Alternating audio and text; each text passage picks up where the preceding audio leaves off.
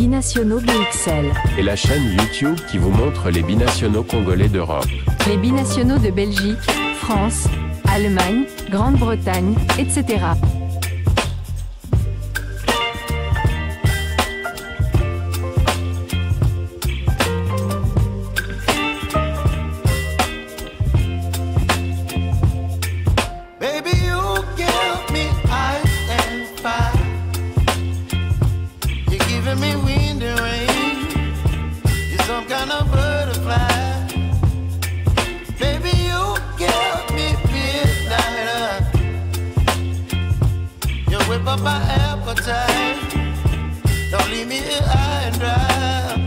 Bonjour à tous, nous allons parler éliminatoire de la CAN 2025 pour le compte de la 5e et 6e journée.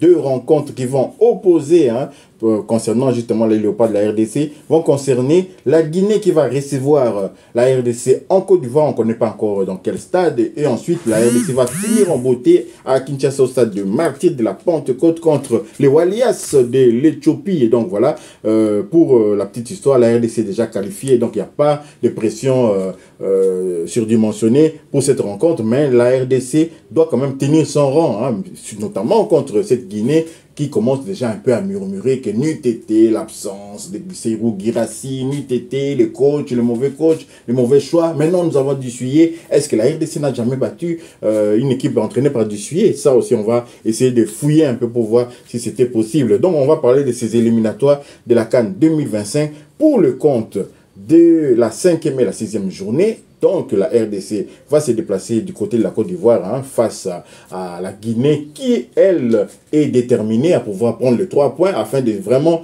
s'assurer d'être toujours devant la Tanzanie avant d'aller dans la dernière rencontre couperée qui va se dérouler du côté de Mkapa Stadium de Dar es Salaam. Donc voilà, nous allons vous prendre l'état de santé quand même de nos Léopards qui étaient en délicatesse avec leur physique, des pépins physiques comme ça, notamment Yohan Wissa. Je ne suis pas seul pour parler de ces sujets, je suis avec Gino Links de la chaîne YouTube Diasco Foot officiel, les miroirs du football de la diaspora congolaise, et nous allons regarder dans ces miroirs pour voir un peu quel est l'état de forme actuel de Yohan Wissa qui nous a un peu manqué, si on peut dire même, mais bien qu'on ait pu tirer notre épingle du jeu sans lui dans les rencontres à double confrontation contre la Tanzanie. Mais Yohan Wissa, qu'en est-il de lui actuellement? Quel est son état de forme? Est-ce qu'il pourrait éventuellement encore jouer pour ces 2 dernières journées? Gino Links, pouvez-vous nous dire quelque chose à propos de l'état de forme actuel de Yohan Wissa?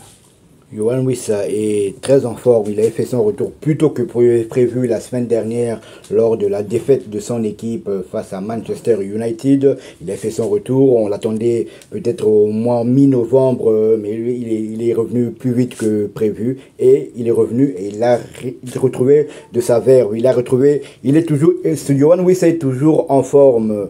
Preuve en est, il a marqué il avait marqué un but la semaine dernière. Son équipe était menée 0-2 à domicile face au Ipswich de Twanzebe qui malheureusement est toujours blessé.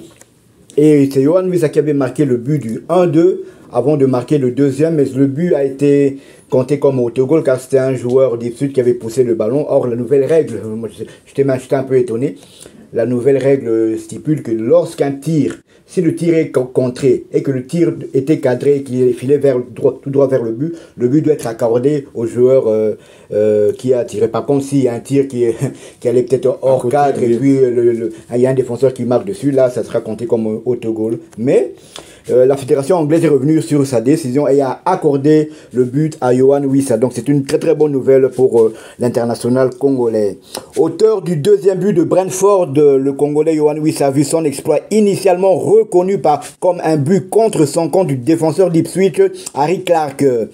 C'était samedi dernier, le 26 octobre, lui être crédité par la panel d'appel d'accréditation des buts de la Première Ligue. La nouvelle fait suite à la décision portée en appel par Brentford. 3 experts du football de panel d'appel d'accréditation des buts de la Première Ligue ont examiné les images. Ils ont déterminé que le but devait être crédité à l'attaquant du Brentford, Yohan Wissa. Si ça se trouve, le joueur passera de 4 à 5 buts en seulement 6 matchs de Première Ligue cette saison. Avec 5 réalisations, Yohan Wissa se classera à la 8e place du classement des meilleurs buteurs de la première ligue pour cette saison en cours. Avec seulement 6 matchs joués et plusieurs semaines d'indisponibilité suite à une blessure. Le Congolais peut viser le haut du plateau où Erling Haaland règne en maître avec 11 buts marqués en 9 journées. Voilà, c'est une très très bonne nouvelle pour l'international congolais qui marche vraiment sur l'eau cette saison. Il est en passe de battre son record de buts marqués en première ligue lors d'une saison de première ligue. Donc la saison dernière, il avait marqué 12 réalisations et il en est déjà à 5. Donc pratiquement plus ou moins la moitié déjà de son total de buts de la saison dernière. Espérons pour lui qu'il sera épargné par les blessures et qu'il pourra, pourquoi pas, marquer une quinzaine de buts, pourquoi pas une vingtaine de buts, titiller ainsi soit peu Erling Haaland.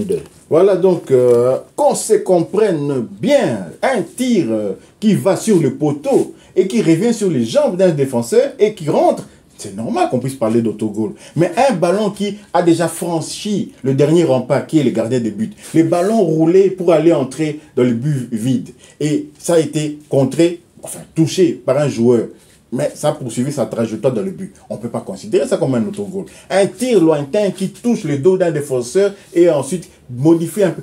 C'était cadré, modifie un peu la trajectoire, se retrouve au fond des filets. On ne va pas commencer à dire que tiens, c'est un autogol. Un ballon qui a touché le dos peut-être d'un défenseur. Ce n'est pas un autogol. Donc voilà, la Fédération anglaise de football a bien agi en rétablissant Yohan Wissa dans ses droits. Et donc, ça lui permet d'être toujours dans la course au classement des buteurs, bien qu'on s'imagine bien que au final ça va être cet attaquant ce cyborg de Haaland qui va finir en tête parce qu'il joue dans une formation qui a beaucoup plus de possibilités de marquer et de scorer, notamment sur les tirs au but, parce que là il y a souvent des tirs au but dans chaque rencontre et on confie cette tâche là à Erling Haaland, donc l'attaquant norvégien de Manchester City. Et d'autre part, ce qui nous intéresse, c'est la position. Parlez-nous un peu de cette position étrange de Yohan Wissa au sein de son club de Brentford. Il joue dans l'axe de l'attaque. Or, nous, chez les Léopards, nous le mettons sur le côté avec un peu moins de bonheur que dans son club de Brentford. Tout à fait. À Brentford, il joue soit comme attaquant de pointe, soit comme attaquant en retrait. Donc, on l'appelle un peu un 9,5. Donc, c'est pour ça qu'il est plus prolifique en club plutôt qu'en équipe nationale. C'est vrai qu'en équipe nationale, il doit jouer plus excentré du côté gauche. Cela emmène aussi qu'il doit plus défendre, donc plus gaspiller d'énergie. Donc c'est vrai qu'il n'est plus totalement frais en zone de conclusion, d'autant plus qu'avec la chaleur africaine, c'est pas vraiment évident. Mais c'est vrai qu'en club, que ce soit du côté de Lorient où il était, il marquait beaucoup de buts, car il était à Lorient, je sais, qu'il jouait derrière l'international nigérian Terem Mofi, qui était le numéro 9. Oui, ça tournait autour de lui, donc oui, c'était comme un 9,5. C'est vrai qu'aussi, dans la tanière, on pourrait aussi l'utiliser comme 9 ou 9,5.